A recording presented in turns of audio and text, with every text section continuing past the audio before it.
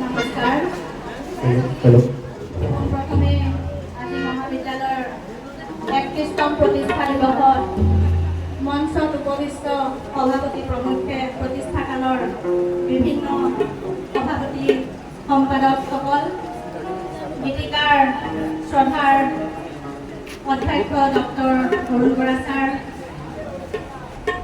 আমাৰ সহকৰ্মীসকল, মিউজিকত থকা আমাৰ দাদাসকল, মৰমৰ ছাত্ৰ ছাত্ৰীসকল,